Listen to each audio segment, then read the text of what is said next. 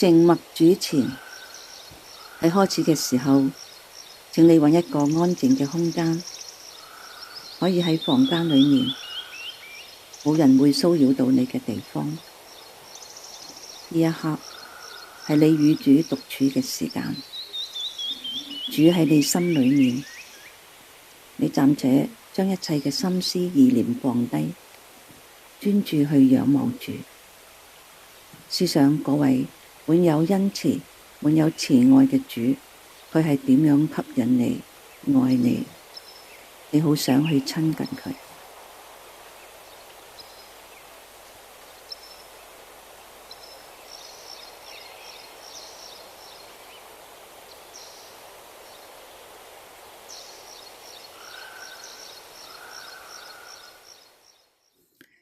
讓我哋進入靈修嘅經文，活在神的話語中。羅馬書第3章20節。所以凡有血氣的，沒有一個因行律法能在神面前稱義，因為律法本是叫人知罪。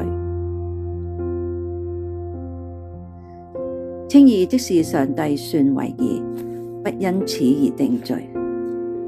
神賜律法俾人嘅目的，為要規範人嘅外在行為，叫人知罪，但絕不能夠因行律法稱義，因為我哋內心嘅惡念、敗壞、私慾等，仍要面對神嘅審判、神嘅憤怒。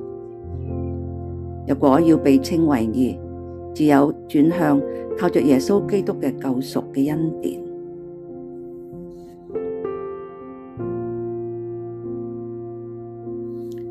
在信心裏禱告。耶和華啊，求你聽我的禱告，留心聽我的懇求，憑你的信實和公義應允我。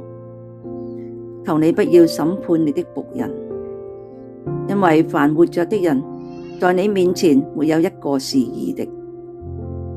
永恆的主啊，求你快快應允我，我的心靈已經衰竭。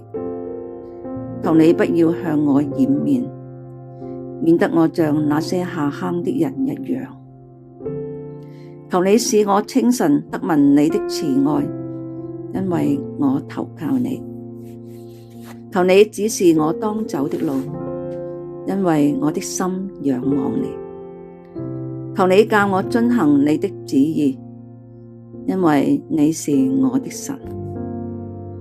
願你至善的靈引導我到平坦之地。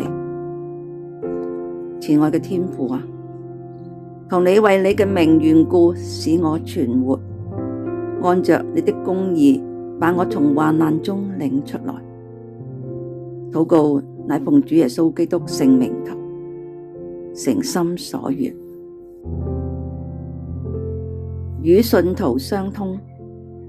我哋要時刻留意身邊弟兄姊妹嘅需要，適切嘅時候伸出援手，幫助對方，向對方表示愛心、關懷、問候，為呢一位弟兄姊妹嘅心裏邊能夠燃點一點燭光，向世人作見證。